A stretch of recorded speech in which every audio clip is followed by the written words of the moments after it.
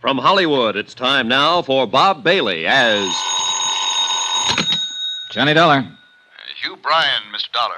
How are you this morning? Not so good. I didn't sleep very well. How'd you do? I think I have about what you want on John Reardon. Well, if you haven't, I can get it from Mrs. Reardon. What? Well, I thought you didn't want to tell her about the report, that her husband might still be alive. She knows. She overheard us talking last night. Oh.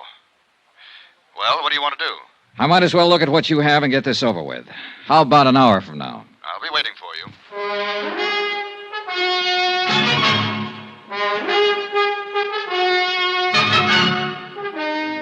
Tonight and every weekday night, Bob Bailey in the transcribed adventures of the man with the action-packed expense account, America's fabulous freelance insurance investigator. Yours truly, Johnny Dollar.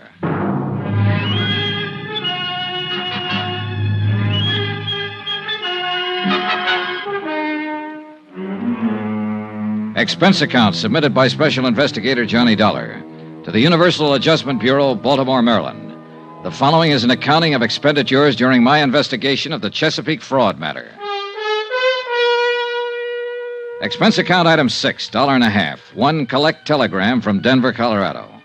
I've located Frank Bowers as per your request. Cursory investigation discloses little evidence that would lead me to believe he might be the John Reardon of Baltimore. Looks like a ham bone to me, Johnny. What do I do now? Signed, George Hanley Investigations Incorporated, Denver, Colorado. Item 7, $2. Same thing. Telegram from me. Things are about the same way here. Sit tight. I'll see you in a day or two. Love, Johnny. Once the telegrams were out of the way, I walked 3 blocks from my hotel to the office building of Hugh Bryan. It was an impressive place full of lawyers and doctors. Hugh Bryan looked a little haggard when I saw him. It took me a while to get all this together. Half the night. There wasn't that big a rush. Oh, get it out of the way. The sooner you have what you need, the sooner you can make sure, and the sooner I won't worry about it anymore. Did you talk to Elizabeth yet today? No, just last night. Oh, I thought maybe she might have called you this morning. I'm so sorry for that girl. Well, don't feel too bad, Mr. Bryan. We both did everything we could to keep the report that her husband might be alive from her. Awkward as it was. Yes, I know. I still don't understand it, I guess. Well, a man named Coombs, an insurance official, thinks he saw Reardon in Denver last week using the name Frank Bowers. He's sure that Bowers was Reardon. If he turns out to be Reardon, the insurance company's been taken for $20,000 they paid to Elizabeth Reardon, just to set you straight. That'd make Elizabeth party to a fraud. And John. Lord knows that's silly. Well, silly or not. Yes. Well, here's what I have. Now, this is one of the last pictures taken of John Reardon. Mm-hmm. Have the negatives? Yes, here. And these are some vital statistics on him. The physical part I got from his doctor. Mm-hmm. He stood an examination about a month before the accident. This the doctor's name here? Yes. Now, these other things are in his background and education. Here, a copy of his marriage license, birth certificate. How did you get hold of these things? Well, I handled a lot of business for John, filed a lot of his papers for him. These were just packed away. It took a while to find them. Hey. Hmm? A copy of his fingerprints? Oh, would those help? More than any of this other stuff. Fingerprints aren't standard papers in anybody's file. Before John went in the Army, he did some engineering work for the proving grounds in Aberdeen. Oh. He was fingerprinted there. It was a gag at the time. He had a set of his own blown up and put on the wall in a picture frame. You know, just a joke. Yeah. I dug them out of his personal things. Now then, here's a copy of his financial records, tax returns and whatnot. I spent about an hour in Hugh Bryan's office going over material that would help me in the investigation. The pictures and fingerprints were the most helpful items. After I'd finished, I went back to my hotel, packed my bags, and checked out.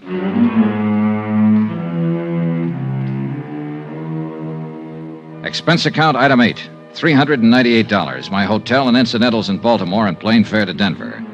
I got there at 9 in the morning. The air crisp, thin, and full of sunshine. I rented a car at the airport and drove into town. A half an hour later, I was talking to my detective friend, George Hanley. How do you like Denver, old pal? I haven't been here for a few years. Doesn't look the same. Bigger and better, huh? They're thinking of putting up buildings as big as those mountains over there. I love it. So's the wife. I'm glad. You ought to try a place like this for a while, Johnny. Maybe I will. Ought to find yourself a girl and settle down. Let's us settle down, Georgie. Huh? Oh, sure. How'd it go? You asked me to look into Frank Bowers. I looked into him as much as I could without talking to him. There you are, Johnny. His bank account, his friends, his troubles, his enemies, everything. Mm-hmm. How about his police record? One traffic violation 2 years ago. Never been in any kind of trouble around here. Gets along fine with everybody. Well, tell me about everybody, Georgie. His laundryman, the milkman, the guy who tends bar in his neighborhood, the man he buys gas from. I talked to all of them. How about the people he works with? Well, he don't do much of that as far as I can see. He's got an office downtown, calls himself a consulting engineer. Goes there once or twice a week to pick up his mail. Well, now, that's a very nice way to be able to live. Is he starving to death, Georgie? No, he's got a good bank account. Makes regular deposits. Money comes from a New York bonding firm. He owns a little two-bedroom house out beyond Park Hill. Paid $38,000 for it. Well, Sleeps in one bedroom, uses the other one for a kind of studio. Putters around with clay, oils, and according to the nosy dame who lives across the street, he tries to write. how about his friends? Lots of them. Pays his bills, gets drunk now and then, normal. Tell me about his wife. He hasn't got one. Lives alone. Find out who he goes with, Georgie. No, as much as I could find out, he doesn't go with anybody. Enemies? Well, the guy in the cleaning shop hates his guts. Bowers doesn't like his shirts with starch. Did you check out the residency business? As far as I could. He bought that house out in Park Hill in 1951. Paid cash for it. Record of the sale gives his former residence as Toledo, Ohio. Well, how long has he been a resident here? As near as I can figure, and this is just rough, 4 or 5 years ago, the first financial transaction was the house he bought. The next was a car. He could have been here a long time before that, though. Well, the time element would fit for Reardon. What do you think, Georgie? I think you're probably wasting a lot of money investigating this guy. He doesn't seem like the kind of man who's hiding out from anybody. Here, look at this photo. Is this Frank Bowers?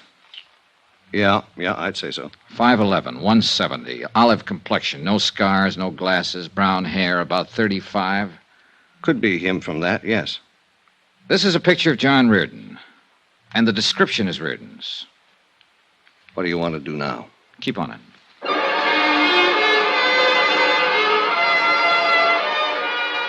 I got George Hanley busy making a check with some people in Toledo who could find out whether or not a Frank Bauer had once lived there. Then I took my rented car and drove out to the address Hanley had given me. It was in the east side of the city near the airport, a one-story frame house, a 53 Merc in the driveway. I'm looking for Mr. Frank Bowers. Oh, who are you? Johnny Dollar. Oh, I'm Frank Bauer. Well, I'm an insurance investigator, Mr. Bowers. I'd like to talk to you. Oh, come on in. Thank you. Take a chair anywhere, huh? What's on your mind? Just making a routine check, Mr. Bowers. Thought perhaps you could help me. Well, I don't know anything about my neighbors, if that's that kind of thing. No, I'm running down a report that came across our office in Baltimore. Baltimore? Ever been there, Mr. Bowers? No. Swell place on Chesapeake Bay. Well, I like Denver. What's this all about? Well, do you happen to remember a few days ago when you were at a place called the Ship's Tavern? Well, that's in the Brown Palace. This was last Friday, to be exact. Should I remember? What'd I do, steal an ashtray or walk out on a check? Well, a man from Baltimore was there that day, Mr. Bowers. His name was Coombs. Paul Coombs. You met him. Well, did I? Yes, right at the bar. You had a drink or two with him. Well, I might have. I don't know whether to admit it or not. What are you getting at? I don't understand this. I know it seems confusing. Maybe this will help. Take a look at this. Mm-hmm. Now, you must admit you look a great deal like the man in that picture. Yeah. I suppose I do. Well, I'll be darned. Hey, I'd do it that. You know, this could be a picture of me. That's why I'm here, Mr. Bowers. You see, the company I represent insured the man in this picture for quite an amount of money. His name was John Reardon. He was lost in a boat accident in Chesapeake Bay 5 years ago. The Mr. Coombs who met you at the bar here last week thought you were John Reardon. Well, I don't blame him. But I'm not. Close, though. Now, want to smoke? Oh, thanks. Thanks. Sure. Mr. Coombs was a lifelong friend of John Reardon's. I have his sworn statement here about that meeting with you and the certainty of his identity. You do? Yes, right here. Would you like to see it? Well, not particularly. I understand you went to Ohio State. What year did you graduate? I didn't go to Ohio State. Look, what is this, huh? Well, that's what you told Mr. Coombs. It's in the statement. Oh, I remember that bird now. Oh, I might have told him anything, Mr. Dollar. You know, he's one of those inquisitive kind, real sure of himself. Yeah, I remember. Look, don't tell me they sent you all the way out here from Baltimore. They did. On that guy say so? Mm-hmm. That's funny. Did you go to college, Mr. Bowers? What? I'd like to clear up that detail. Did you go to college? Well, yes. I went to Carnegie Tech, 36 through 40. You haven't lived all your life in Colorado, then. Where else have you lived? Look, do you have any right to ask me questions like this? No, but you'll help me a lot if you'll answer them. Well, why not? Okay, I've lived in New York, Pittsburgh, Kansas City, Toledo, around the country. Came here a few years ago with my health. Seemed good for my asthma. Ever been married? Once in 1942. It didn't last long. Oh, what else you want to know? Well, if you're in a hurry, I can come back later. No, it's not that. Well, look, you seem like a nice guy, Dollar, but it just makes me uncomfortable answering these questions of yours. I appreciate the time you've given me already, Mr. Bauer. Please understand, it's a matter of establishing identity. But you know who I am. I just told you. That's true. I don't like this business much. Is there any way you can eliminate it? The most positive identification would be from fingerprints. Oh? Now, Mr. Bauer, I'm not so much interested in who you are as in proving that you're not John Reardon. If you volunteered a set of fingerprints, it'd save me a great deal of work and you a great deal of trouble. Well, sure, why not?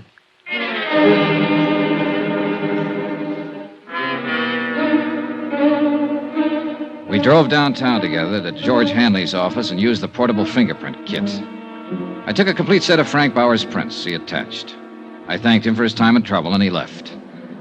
If he was trying to cover something, it certainly wasn't apparent from his conversational reactions. There had been a moment when I was sure he wasn't Frank Bauer. On the other hand, I was sure that he wasn't John Reardon. That cuts it, Johnny. Right thumb and index prints don't match at all. Oh, not even close, George. And I thought I was getting somewhere. I found out he was never in Toledo, or at least never registered or licensed as an engineer. Well, these prints do it. When are you going home, Johnny? Oh, I don't know. There's no reason to stick around any longer. This is crazy. You proved your case with the prints. He was too anxious to help me prove it, Georgie. You ask any ordinary man on the street 2 personal questions about himself, and he'll tell you to go jump in the lake. You ask him for his fingerprints, and he's liable to smash you. So? Get on him. Stay with him 24 hours a day. Get a couple of other men. It'll cost you money. Get busy. Expense account item 9, $200, detective service. I didn't believe Frank Bowers. I didn't believe his background. And most of all, I didn't believe his fingerprints.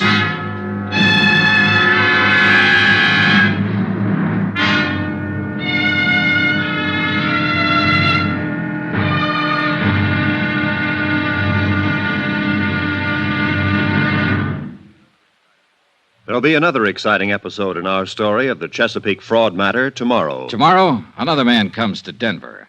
He doesn't check in a hotel or carry luggage. At least not much luggage. Just a .38 Colt. Join us, won't you? Yours truly, Johnny Dollar.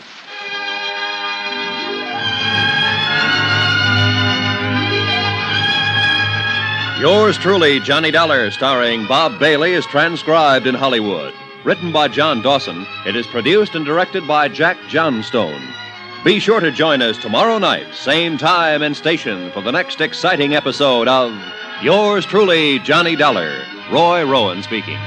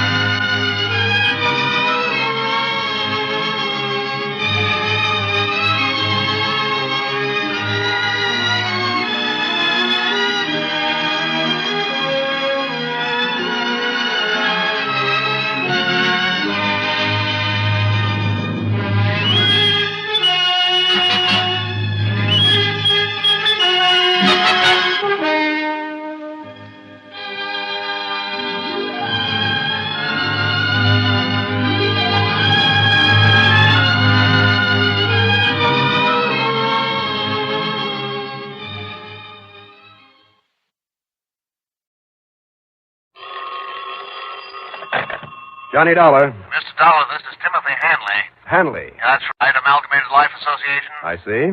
I need your services. Well, I'm sorry, Mr. Hanley. Will you run down here and see me right away? Well, Mr. Hanley, I was just about to leave here and grab a plane for New York. Fine. From Then you there, can I'm stop heading in south to one of my at favorite what? fishing spots in South Carolina where I... What was that? I said fine. I'll expect you in a couple of hours then. Well, no, I'm going fishing. I'm on my way to South Carolina. We're at 500 Fifth Avenue. you Mr. know. Hanley. I'll be here waiting for you, Mr. Dollar. Now, listen, will you? Mr. Hanley? Hanley? Hello? Oh, fine.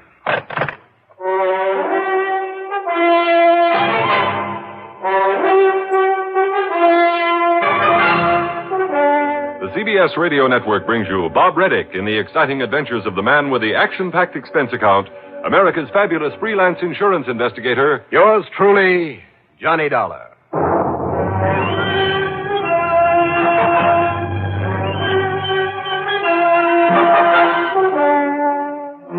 Expense account submitted by Special Investigator Johnny Dollar to Amalgamated Life Association, New York City office. Following is an account of expenses incurred during my investigation of the morning after matter.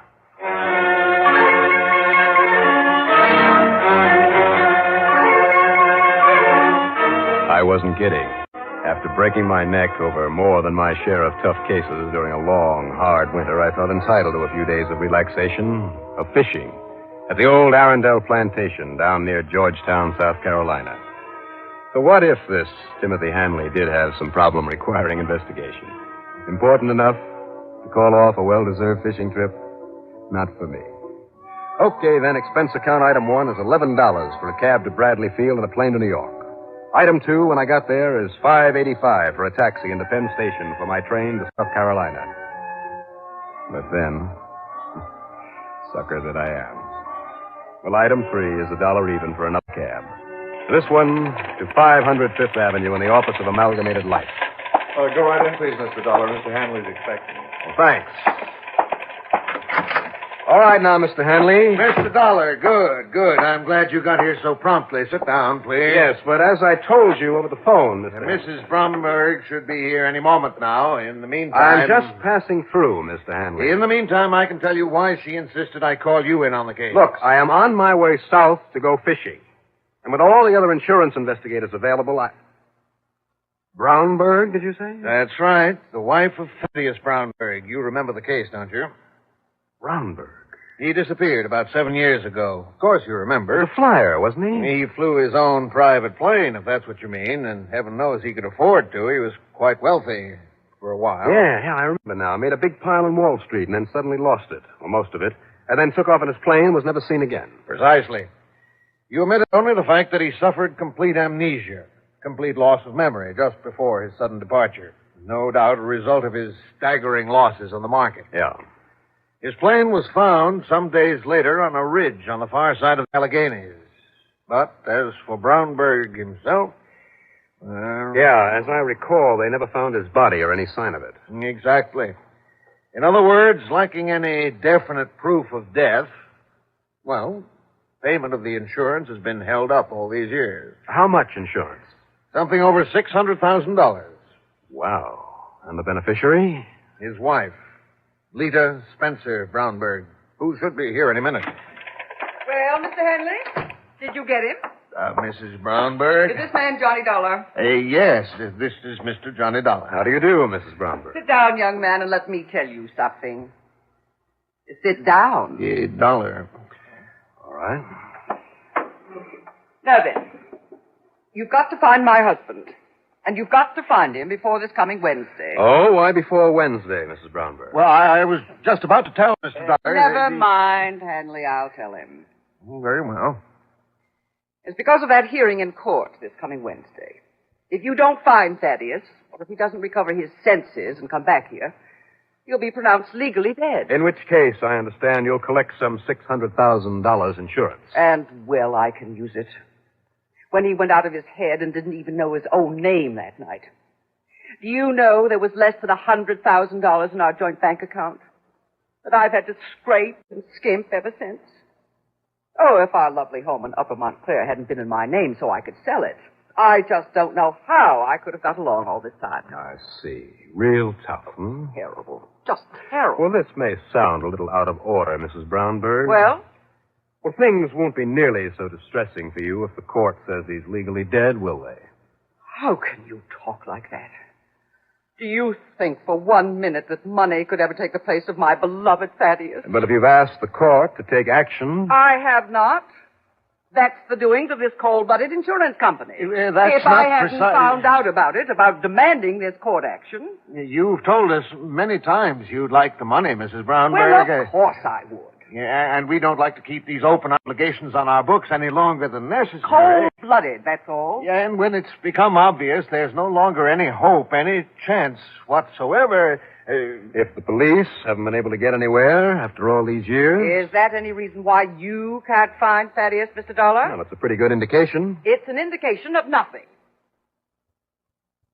I know all about you, Johnny Dollar. Mrs. Brownberg... About the almost miraculous way you solve these cases. Mrs. Brown... Here is a picture of Thaddeus. Yeah, as you can see, Mr. Dollar, he was a rather younger man. I beg your pardon? What? Is that a snide implication that Thad was younger than I am? Well, I didn't say that, Mrs. He Brown... was 54 when he disappeared. And now you have to find him, Mr. Dollar, before Wednesday. Oh, now, wait, please. Mr. Hanley can tell you where to bring him to me. Wow. Yes. And yet, Mr. Dollar, if there's anything you can do, that is... You mean to save your company from having to pay out all that money? Well, of course, we'll have to pay it out sometime, but it's our duty as an insurance company to... Huh? What is it? This picture. Yes. I wonder. You mean you might have some idea where to look for him? Dollar? I said I wonder, that's all. Mr. Dollar. Just, let me think about it, huh?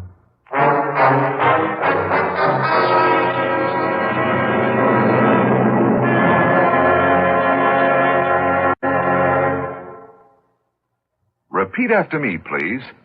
What do you want when you need brand? What do you want when you need brand? Reliability. Reliability. Now, what do you get in Kellogg's All Brand? What do you get in Kellogg's All Brand? Reliability. Right. Hi, this is Dennis James to explain why Kellogg's Way is the reliable way to get the effectiveness you want from brand with just half a cup a day. See, Kellogg's All Brand is the real Battle Creek formula, the one that millions of people depend on. And they depend on it because Kellogg's All Brand contains more vital brand bulk to help you keep regular. It's low in calories, and it's mighty pleasant eating, too. Kellogg's All Brand comes in crisp, toasted shreds that have a wholesome brand muffin taste. I think you'll like it. So be sure you remember, for the effectiveness you want from brand, get reliable Kellogg's All Brand. That's what you get in Kellogg's All Brand. Reliability.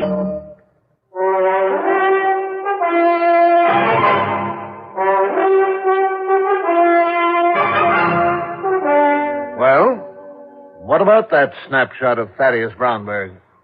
Well, sir? But I'm not sure, Mr. Hanley. Would you call it a good likeness of him as of the last time you saw him? Yes, excellent. Despite the costume, the surroundings. I wish that background looked familiar. But the face. Well, you've seen it somewhere? Recently? Well, there's something very familiar about it. At least, well, I don't know. After all, Mr. Hanley, with all the traveling I do from one end of the country to the other, all the people I meet, and if this was taken over 7 years ago... Look, where does Mrs. Brownberg live now? 533 East 52nd Street. All right. Call and tell her to stay there, that I'll be able to see her in a little while. Meantime, if you need to get in touch with me, I'll be at police headquarters, 18th Precinct. Hey, now, wait, Mr. Dollar. Hey, what for? The police who'll know the most about this case are those over in New Jersey, in Upper Montclair. They're the ones to go to for help. Not the kind of help I want. Item 4, a buck. For a cab, the 18th Precinct. As usual, my old pal, Lieutenant Randy Singer, was ready and willing to give me a hand, regardless of what my problem might be. And, as usual, I told him it was none of his business. But I only wanted one of his men in photo identification, a fellow named Billy Cross. I had him make some blow-ups of the face on the picture I had. I had him touch up that face to make it look the way it might look if it were 7 years older. Add a beard or a mustache or both. Make the hair look gray instead of brown. Make it longer, shorter, parted differently. Worn in every conceivable way that it could be worn. Well, hours later, we were bushed. And I'm afraid I stared a little stupidly at the pile of over 50 variations on the face of Mr. Thaddeus Brownberg. Not one of them, Johnny? No, Billy, I'm afraid not. Except maybe for one of these with a beard, like this one, for instance. I'd almost swear that I've seen a man like this somewhere in my travels. Where? I wish I knew. Oh, Johnny, why don't you give up? Nobody else thinks that Brownberg is still alive, or if he is, he's still suffering from that loss of memory, so he's not the same man he was. What good would it be if you did find him? When the case comes up in court day after tomorrow, they'll call him dead, the case will be closed, and that'll be that. Why don't you give up? Because I'm stubborn, I guess.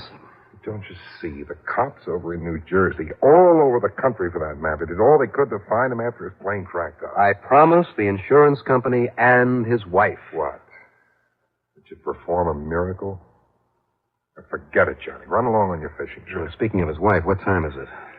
It's nearly midnight. Holy smoke, I've got to get over there and see her. Johnny. Thanks, Billy. Thanks a lot. Even if it didn't get us anywhere.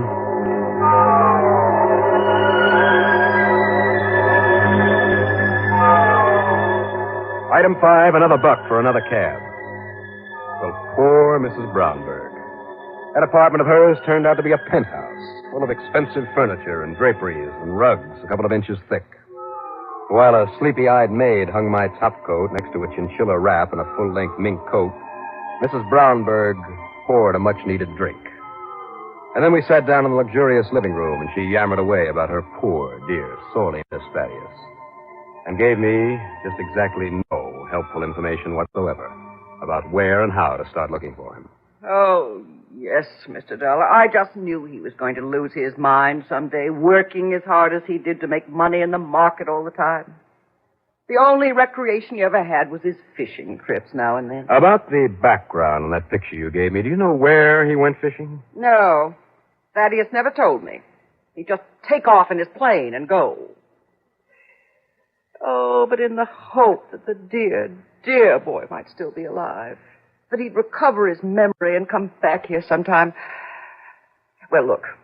Let me show you the den I've had waiting for him. It's in here, Mr. Dollar. You see, if I had some idea where he liked to go when he was away. All over the country, I suppose. He never told me.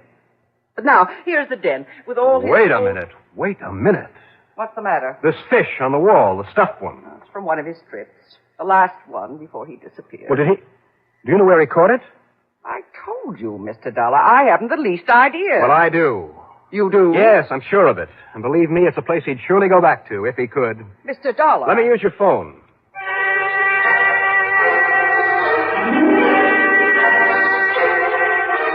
My call got Tim Hanley out of bed, and I'm still not quite sure that he really understood me. What did you say? Do I have to spell it out for you, Mr. Hanley? No, not at all. And you're leaving? That's right. I'm leaving right now. And believe it or not, I'm going fishing.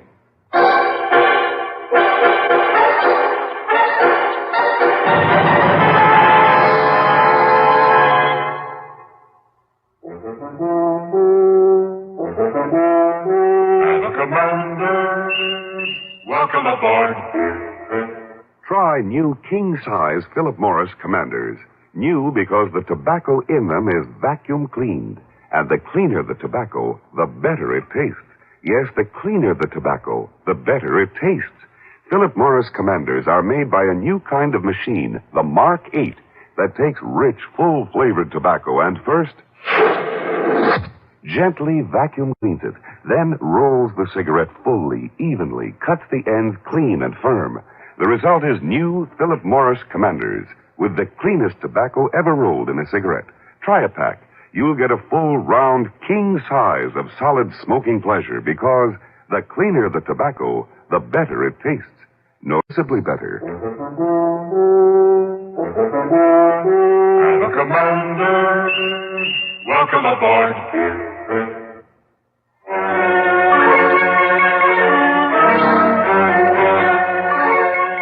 That mounted fish, that nice big lunker bass, could have come from only one place that I know of that I myself had fished. It was certainly a place that Thaddeus Brownberg, if he was still alive, would go back to. Item 6 is $206.50 for a cab to the airport, a jet to Los Angeles, and a plane from there to Las Vegas, Nevada. Item 7 is $50 deposit on a rental car. And shortly after noon, Pacific time, I pulled at a Lake Mojave resort just above David Dam. I parked and tore on down to the dock just in time to keep Ham Pratt, the manager of the place, from stepping into his powerful outboard and taking off up the lake. Ham! Wait a minute! Ham! Johnny Dollar, glad to see you again. Well, how are you, Ham? I'm glad I caught you. Well, how are you, boy? I'm great. Only where's your fishing tackle? Or, who are you looking for this time? Well, now listen. Look here at this picture. No, this one. The one with the beard painted on it. So? Now, Ham, I've seen this man before. Maybe somewhere on this lake. You know, on one of my fishing trips out here. Well, I wouldn't be surprised if you have. You know his name? I mean, what he calls himself? Calls himself Ted Benham. Benham? Nice old guy. Been fishing around here some 6-7 years. 6 or 7 years, huh? Yeah, I don't know much about his background, where he came from. And I've heard people say that he doesn't know much about it himself. Because of amnesia. What? He's here at the resort? No, he stays at the Cottonwood Cove at Bob Cole's place. Kind of permanent resident, I understand. And he's there now? Well, no, I don't know, but there's one way to find out. Right. Crank her up and let's go. As always, that drive up the lake made me want to be there for only one reason. To fish. For one of those big, beautiful fighting bass. But I had to find Thaddeus Brownberg if he was here. And sure enough, when Ham had dropped me off at Bob Cole's place on Cottonwood Cove, there about to enter one of the modern trailers that served as cabins. Mr. Brownberg! Oh, wait a minute, Mr. Brownberg! Are you speaking to me, young man? You bet I am. My name is Benham. Ted Benham. Oh, it is, huh? I'm a sort of guide hereabouts. Well, let's go into your trailer where we can talk. Oh, wait. Now, I've seen your picture, and your voice is very familiar. Yeah, you've seen me here on the lake. Maybe heard my voice on the radio. Your name is Dollar. Johnny Dollar. That's right. I suppose I was more or less expecting you sooner or later. Let's go inside and talk.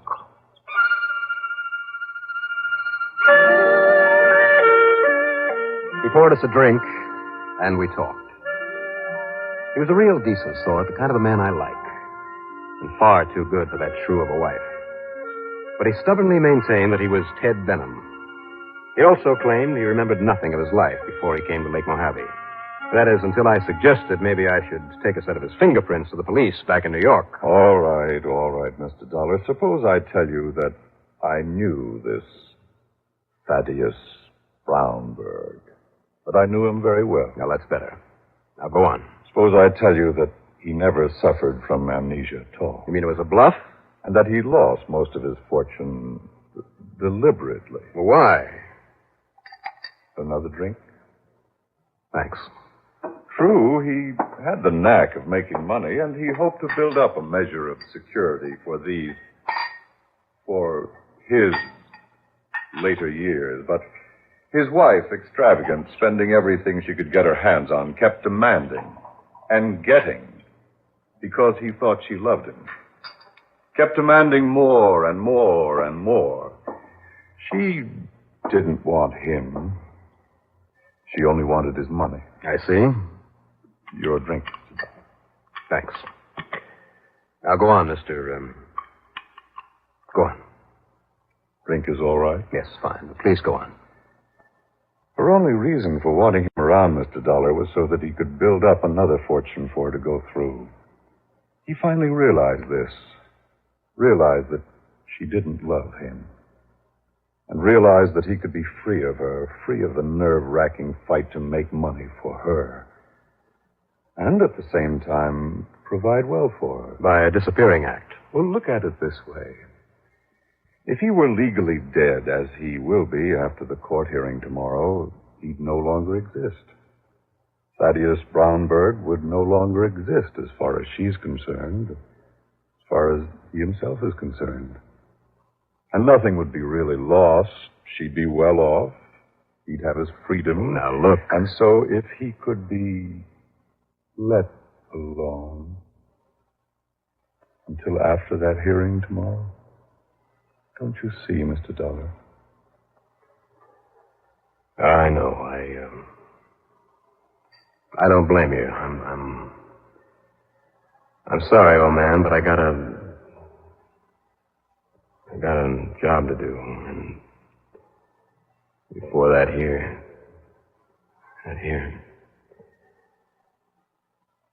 Well, what did you put in this drink? Plenty, Mr. Dollar. Plenty. Well, you're not going to get away.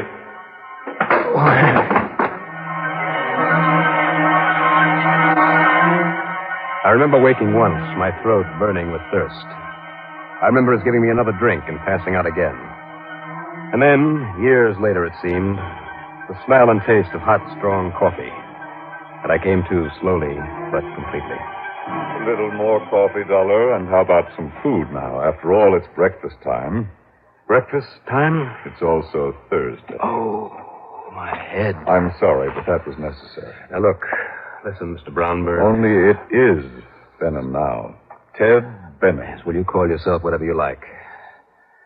And after what you told me about that woman that you're married to, believe me, I don't blame you. I honestly wish that I could legally help you stay away from her. That won't be necessary now. But I know that, well, you're really Thaddeus Brownberg. And my job is to get you back there before. You said Thursday? Today is Thursday? Yes, Thursday. I checked the New York papers last night by long distance, Mr. Dollar. What? And the hearing took place yesterday. And Thaddeus Brownberg is now legally dead. But even so, Oh, yes. And now, if you're feeling better, if you want to talk some more about it, well, let's get out of this stuffy trailer. Let's get out onto the lake. Out onto the lake? To talk? Well, yes. No talking. Let's go fishing, Mr. Benham. And so we fished. And it was great. All 3 days of it. Right? Wrong? I don't know. Who's to judge? As for the expense account, forget it. Yours truly, Johnny Dollar.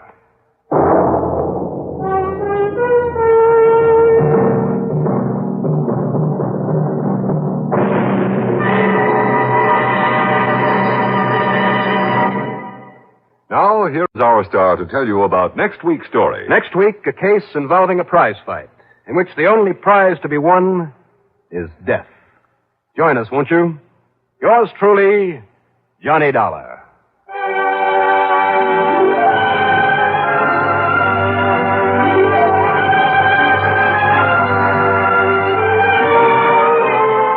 Yours truly, Johnny Dollar, starring Bob Reddick, is written by Jack Johnstone. Produced and directed by Bruno Zerato Jr.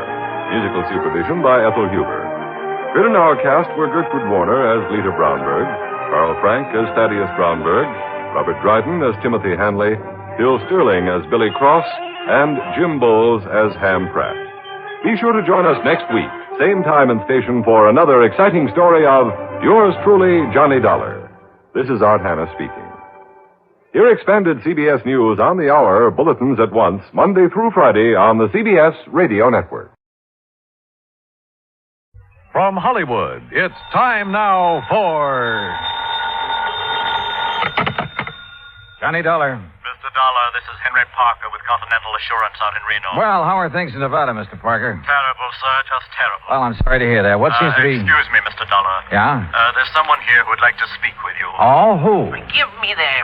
Who do you suppose it is, you sloth-eyed Pinkerton? Sounds to me like a cantankerous old character named Josiah Gillis. Cantankerous? Why, you miserable... What are you doing in Reno, Mr. Gillis? I tell you you when you get here. When I get... Oh, no, now, wait a minute. I can't wait. If I do, he'll be dead and it'll be your fault. Who? A feline friend of mine. A what? Oh, being uncouth like you'd probably call him a cat. Oh, no. Look, Jodiah. Also, he's rich. He's what? Rich, yes, sir. Last week he inherited $60,000. This week somebody's making sure he won't live long enough to spend it.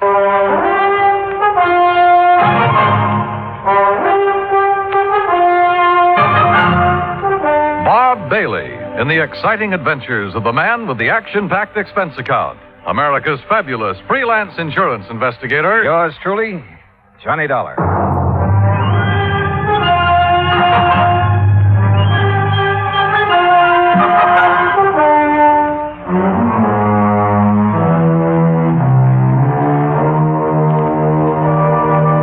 Expense account submitted by Special Investigator Johnny Dollar to the Continental Assurance Company, Reno, Nevada. The following is an account of expenses incurred during my investigation of the Felicity feline matter. Expense account item 1, $164 air transportation, Hartford to Reno. En route, I wondered again what Jodiah Gillis was doing in Nevada. At Reno, he was on the flight deck waiting for my plane, and standing beside him, wearing a dark suit and expression to match, was a tall, cadaverous-looking gentleman. As I started down the ramp, Jodiah began calling me. Yeah, there he is. Dollar. Yoo-hoo. Hey, John. Oh, hi. Afternoon, Jodiah. Well, you are a sight for sore eyes, boy. Yes, indeed, you are. Johnny, this is my friend and business associate, Henry Parker. Mr. Parker? Oh, I'm certainly glad you've arrived, sir. That's so? Yes, yes. Mr. Gillis has been quite concerned over Felicity. The Felicity? The feline. What do you think you came out here for? Your help? Well, no. Yeah, then give Parker your checks. My checks? So what's the matter with you? The altitude affect your mind? Hand over your claim check so Parker can fetch your luggage. Sure. Here. Yeah. Go on, Parker. Go on. We haven't got all day. Whatever you say, Mr. Gillis. Yeah. We'll be in the waiting room. You hurry up. Yes, sir. Now, come on, Dollar. Come on. Jodiah, before I left Hartford, I tried to check up on this Continental Assurance Company. Nobody ever heard of it. A lot of things those white-bellied clerks in Hartford haven't heard of. But the fact is, Continental ain't exactly worldwide. Oh? In here. No, sir. It ain't nationwide either. Well, just how wide is it? Well, you know how far it is from Winnemucca to Black Butte? No. Good. It's just about that wide. Oh. And Parker is one of their agents, huh? Agents? Parker is the president of the Continental. The president? But you just... Well, you look peaked, boy. You better sit down. Phew. Jodiah, I shouldn't let the man that's paying my salary run after my bag. Pish-tash. Here, take a look at this. It's my new business card. Yeah, go on, read it. Jodiah Gillis, chairman of the board, Continental. What? Yes, sir. But Floyd's of England has always carried your policy. Carried, yes, past tense. I don't take guff from anybody, especially a ninny of an insurance agent telling me what I can insure and what I can't. You had a fight with him? Yep. My cousin Rachel, she's a sweet girl. She lives in the Belgian Congo. She sent me an African anteater. Now, all I wanted Floyd's to do was insure it for $15,000. And of course they wouldn't. Nope. So you canceled all your policies and bought the controlling interest in Continental. Same as anybody else would have done. Oh, sure. And naturally, you insured this anteater. Yeah, Archie. That was his name. Was his name. What happened to him? Well, it was a terrible thing, Johnny. Oh, it was just poor old Archie. He overindulged. He did what? Yeah, he overindulged. He found a house full of termites. Oh. Yes, finally died. Acute indigestion. Too bad. But of course, Continental Assurance paid off. And of course they paid off, and with a smile. Same as they paid off the $60,000 to my feline friend, Felicity. What $60,000 to Felicity? What do you think? The $60,000 Felicity inherited from Mrs. Hammermeyer. And who is Mrs... Was. All right, was Mrs. Hammermeyer. A client of Henry Parker's. Had a life policy for $60,000. Felicity was the beneficiary. But didn't she have any children or relatives? She had one brother, a nephew, and a niece. Oh, of course, not counting Mrs. Hawkins, who was Mrs. Hammermeyer's best friend. You see, the two ladies lived together 15 years. Right now, Mrs. Hawkins has been appointed trustee to administer the 60 grand as Felicity needs. Oh, I see. Yes, you'll meet her as soon as we get settled. Jediah, what makes you think someone's trying to kill that cat? I don't think so. I know it. There have been 2 attempts in 2 weeks. You ask Mrs. Hawkins. She'll tell you. Mr. Gillis, Mr. Dollar. Yeah, it's about time, Parker. Well, come on, Johnny, come on. We'll take you down to the Mapes. The Mapes? The Mapes Hotel. I'm staying there. And if it's good enough for me, it's good enough for you. The Mapes Hotel stands high above Virginia Street overlooking the Truckee River.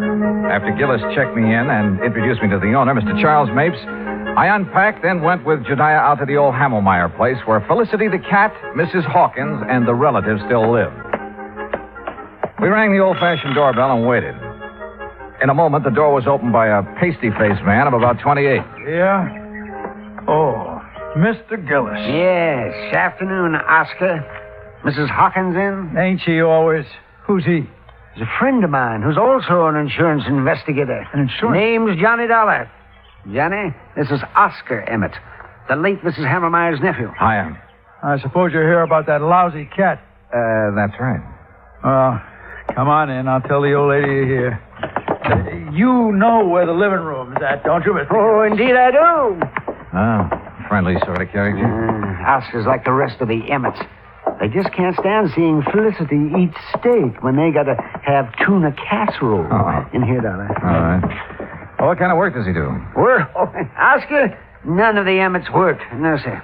Not even Mrs. Hamelmeyer's brother? Emmett spends all his time in the gambling halls. You know, gambling's legal here. He a professional? Oh, no. He's got a slot machine route. He goes around poking his finger in the payoff trays, picking up the nickels and dimes that people overlook. I see. Yeah, let's sit down here. Let's sit down. What the? Oh, Felicity! That cat has claws. Oh, you stepped on his tail, you stupid. Tell him you're sorry, Dollar. Well, I didn't know he was there. Sorry, Felicity. Oh, the bad man didn't see you. What's going on? Felicity, you get right down off that table. You hear me. You. Mr. Gillis, would you use your influence, please? Well, I'll certainly try, Mrs. Hawkins. Felicity. Come on now, honey. That's a good kitty. There. Now. I just put out a nice dish of scallops for him. Oh, you hear that, Felicity? Scallops. Oh, yum. Sure. So you run along now. Bye-bye. Oh, I do declare I've never seen a man who has such a way with animals. Well, And that goes for lonely widows, too, Mr. Gillis. Oh, now, Leona, stop. Jediah. Oh, yeah. Mrs. Hawkins. Leona is just fine. Yeah, well, this is the young fellow I was telling you about, Johnny Dollar. Oh, well, this is indeed a pleasure, Mr. Dollar. Jediah told me so much about you. Oh, is that so? You're much more handsome than I imagined, Mr. Dollar. Yeah, now, good gravy, Leona. Now, you just tell him what's been going on around here. You mean about Felicity? Yeah, that's what I mean. Well, somebody's after him. Trying to kill him. Tell me, has an actual attempt been made on his life? Wednesday night a week ago. I let him out just before I went to bed, like always. He'd been out about an hour when it started to pour. And knowing Felicity hates to get wet, I opened the front door to call him. Well, just as he was crossing the street, I heard this big car start up, and it zoomed straight for Felicity. Whoever was driving it almost turned over, trying to hit him. You didn't get a good look at the driver, huh? I didn't get any kind of a look. It was too dark. Well, what about the car? What make was it? If I knew that, I'd have already told you, Jediah. I haven't any secrets from him.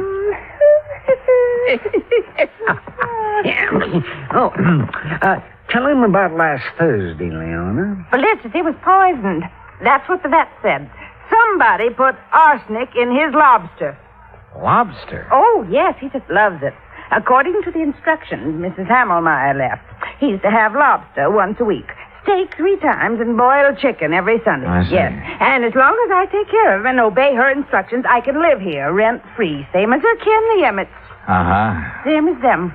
Mr. Gillis, Just who gets Felicity's money in case he dies?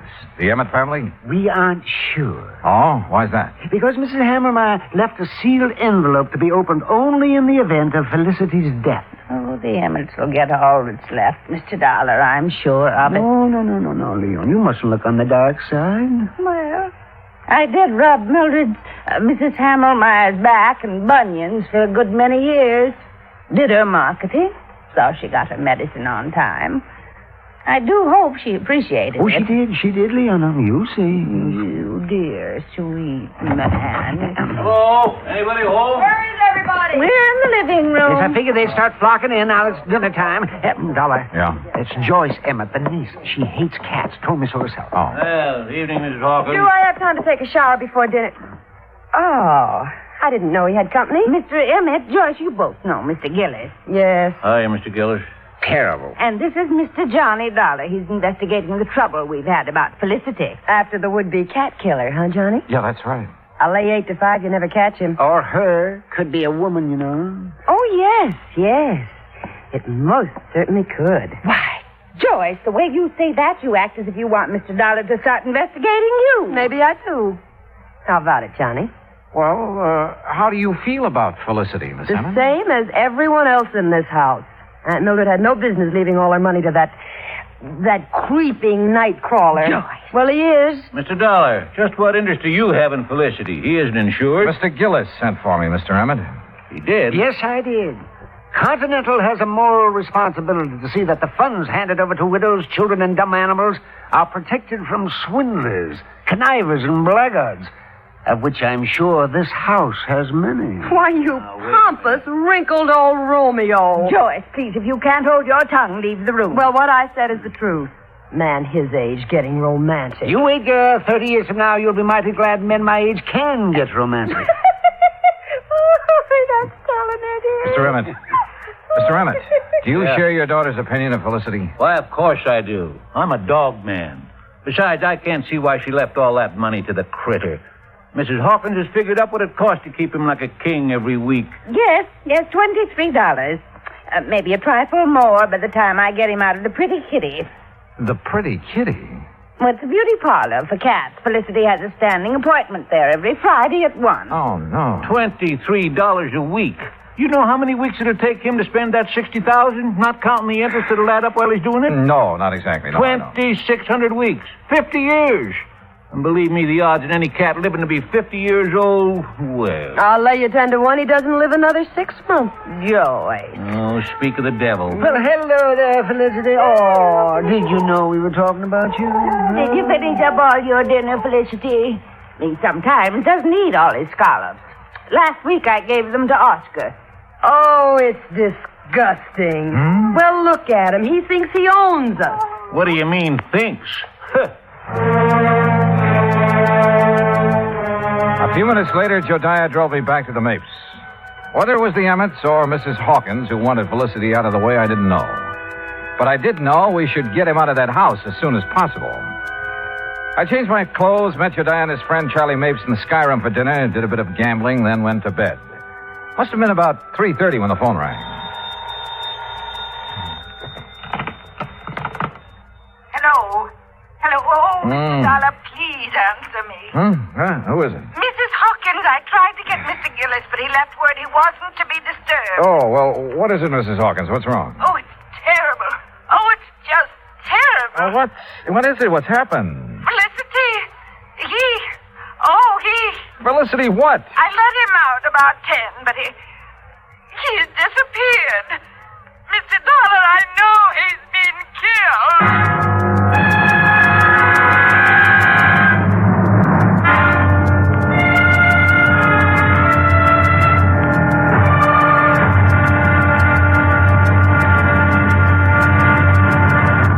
Act Two of yours truly, Johnny Dollar, in a moment. Anyone who has survived the rigors of basic training is familiar with a great variety of milk that is dished out periodically in the armed forces. Now, there's frozen milk, concentrated milk, frozen concentrate, and good old powdered milk. But sometimes supplying wholesome, fresh, real milk has been a problem when servicemen have been stationed in out-of-the-way places. The United States Air Force came across that problem some time ago in the island of Terceira in the Azores, those Portuguese islands that dot an eastern portion of the Atlantic Ocean. The air base there was considered powdered milk country for a long time. Although cattle have played an important role in the economy of the island of Terceira, the herd was badly inbred and milk production was very low. Modern milk processing was not a part of the picture. And with the help of Portuguese veterinarians, the men in the United States Air Force unit worked out a free breeding service by using a small herd of milk cows acquired in England, and the cattle there at Terceira improved. Then, a complete pasteurizing, homogenizing, sterilizing, bottling, refrigeration plant was flown in from the United States. As soon as this activity got underway, milk production began to climb steadily, and thirsty Air Force men and civilians were soon buying and drinking the new fresh milk. When economy of the island began to rise rapidly, the people were happy and grateful.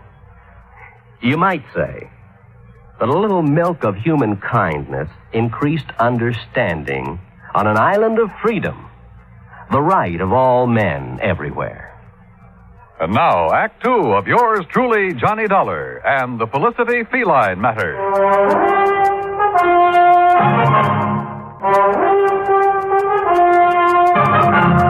A few minutes later, Jediah Gillis and I were at the old Hammelmeyer home. Joyce and her father, along with Mrs. Hawkins, were waiting for us.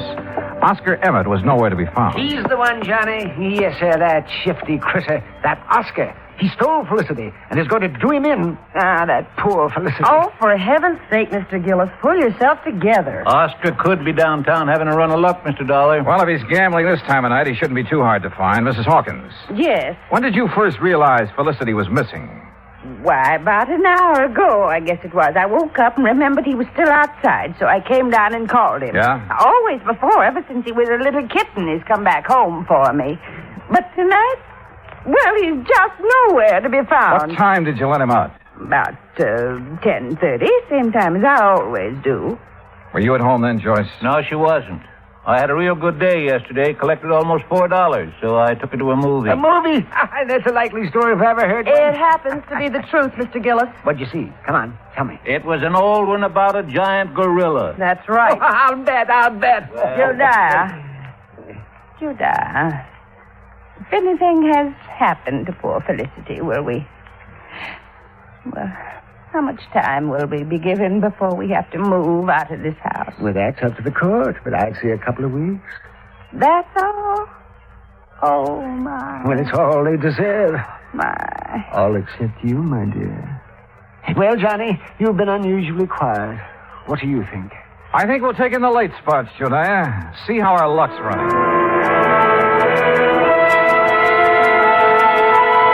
We started at the Mapes and went down Virginia Street, stopping in at every gambling casino, hoping we'd find Oscar Emmett. Finally, we found him at one of the roulette wheels in the Harold's Club. And in front of him was a large stack of chips. Take your bets, ladies and gentlemen.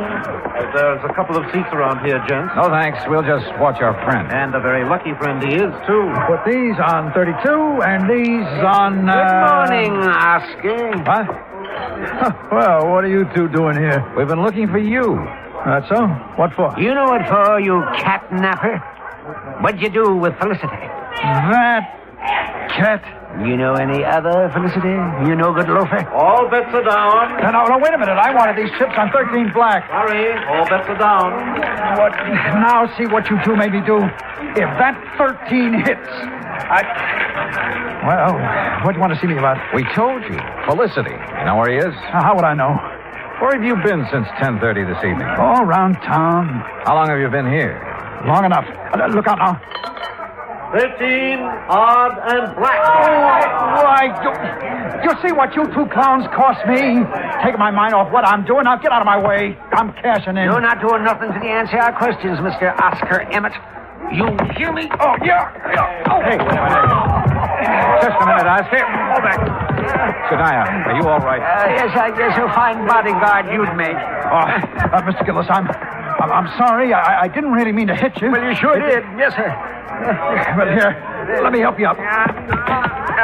Are you sure you're all right, Jediah? Yes, if I could just sit here a minute, I'll be fine. Okay, folks, it's all over. Let's get back to our business. Want to come over here a second, Dollar? If you say so. That crazy old fool. I didn't really mean to hit him so hard, but he... Well, you know how it is sometimes. That was the best run of luck I had this year. Well, don't worry about Jediah. He sometimes forgets he's not as young as he used to be. You can say that again. Boy, the way he's been letting that Mrs. Hawkins make a fool of him. How do you mean? Oh, you know. Telling him how much she's in love with him, how nice it'll be after they're married, you know. You heard her say this? Sure. You see, my room's on the first floor just off the parlor. And I can't help but hear what's going on. Uh-huh. Well, what makes you think Mrs. Hawkins isn't sincere? Because she's been given the same line to Mr. Remit. Oh. Only she really loves him. Oh, yes, sir. Sometimes he argues with her and she breaks out crying. Now, that's something no woman like her could fake. Yeah. Maybe you're right. I didn't tell Jediah what I'd learned from Oscar. At least not then. The wind had already been taken out of his sails. So I took him back to the Mapes. I made sure he was going to be all right. Then I returned to the old Hamelmeyer house. Joyce, Mr. Emmett, and Mrs. Hawkins were out in the yard hunting for Felicity. Hi, Johnny. Well, how yourself? We've got some coffee inside if you're interested. Coffee? Sure. But have you found any sign of Felicity? Not yet. Poor Miss Hawkins, she's about to go out of her mind. Uh-huh. Did you find Oscar last night? Yeah. He's been having a session downtown at a roulette table. That's what I thought. Johnny? Mm-hmm. What will happen if we don't find Felicity? I mean, if he's just run away, we won't be able to prove he's dead. And the money... Well, what will happen? Do you know? Well, I imagine there'll be a waiting period, and then the court will declare Felicity dead, and the money will go wherever Mrs. Hamelmeyer has willed it. Mm-hmm. Oh, I sure wish I knew what's in the envelope Mr. Gillis has locked in his office. Mrs. Hawkins! Joyce! Mr. Dollar! What is it, Dad? In here, quick! Johnny, he found something in the garage. Come on. The garage was about 25 yards from where we'd been standing. We made it nothing flat. Inside, toward the bag and on the ground, was a small hatchet. And near the hatchet was some blood and cat fur. Oh, Johnny. Oh, no. Poor Felicity. Oh, the poor thing. Well, it looks like he met his end here, and then whoever did it carted him away, Dollar? Looks that way. Johnny, take me out of here. Yeah, sure, Joyce. I'm so ashamed. And you know I hated that cat. I really wanted him dead, but not like this. Oh, hey, come on now. I know it's silly of me, isn't it? No, I don't think it is. Oh, Mr. Dollar, Yes, ma'am. will you be kind enough to notify Mr. Gillis? I'm afraid I just couldn't speak about it over the telephone. Of course. I'll be glad to. I drove Jediah's car back to the hotel. I made sure he was feeling better, then told him what we'd found in the garage. Naturally, he wanted to call out the police reserves, but I managed to talk him out of it. At 10 o'clock, I made some telephone calls to the local banks. When I got the information I'd been after, Jediah and I again drove out to the Hamelmeyer house. Well, I expected you two gentlemen a couple of hours ago. Sorry, Mrs. Hawkins. I had some things to take care of. Oh, well, come in. What's the matter with... Why, Jediah Gillis, you've been fighting. So I have, woman. So I have. Street brawling, and at your age. Seems like I've been doing a lot of crazy fool things at my age. Now, just what do you mean by that? You know very well what. Pulling the wool over my eyes. Let me think that I'd found a true sweetheart at last. Oh, you miserable Jezebel. Mr. Dollar, whatever is he talking about? About you and Mr. Emmett. And how you plan to use Jediah's friendship to get you out of trouble in case your little scheme failed. Well, I still don't understand. No? Well, suppose I tell you that you did away with Felicity yourself. Why, you can't prove that. I won't need to. Jediah's having a copy made of all your bank deposits since the time you moved in with Mrs. Hamelmeyer 15 years ago. and started taking care of her by paying her bills, ordering her food and medicine, and pocketing a good share of the money for yourself. Well, why shouldn't I have? She didn't give me 1 cent of salary. Oh, I know. And your bank balance shows you have $47,000 on deposit. All right. All right. But I'll pay it back. You'll see. Oh, they won't be able to do a thing to me. No, sir. Mildred Hammermeyer appreciated me even if nobody else did. Or does. You'll see. My name will be in that envelope. She wanted me to have that money all the time. I know she did. Hi. Ready to read the will? Yeah, just about. Joyce, you and your father sit over there, huh? Mm-hmm. Wherever you say, Mr. Dollar. Okay, Jediah, open the will. Sure I will.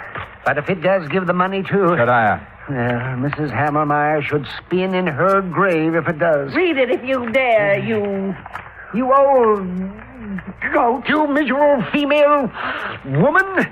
Yes, right, I'll read it now. Here we go. Codicil to the last will and testament of Mildred Emmett Hammermeyer. Witnessed by... Yes, there's a lot of legal gab here. Here we are. The monies unspent after the death of the cat known as Felicity shall... Well, hold it smooth. Mr. Gillis. This is no time for laughing, Gillis. Read it, Jediah. Yes, please. Oh, doggone. I'll read this thing again. The monies unspent shall then go to the descendants of the original heir. The descendants? What? Yes. Well, how? The original heir is Felicity. Now, the money goes to his descendants. And being as he was a tomcat who loved to go prowling at night, did he ever have descendants? Oh, hundreds of them. Well, sir, what happened later proved once and for all that miracles can happen. For at 1 o'clock on Friday afternoon, we got a phone call from the Pretty Kitty Beauty Shop. A large tomcat with a bad cut on the back of his neck had shown up for his usual shampoo and manicure. Maybe they do have 9 lives. Expense account total, including hotel bill, incidentals, and transportation back to Hartford, $407.20. Yours truly, Johnny Dollar.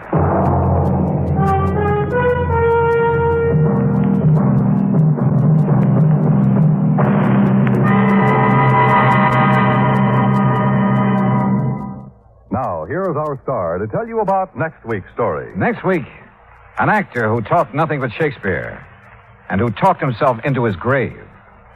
Join us, won't you? Yours truly, Johnny Dollar.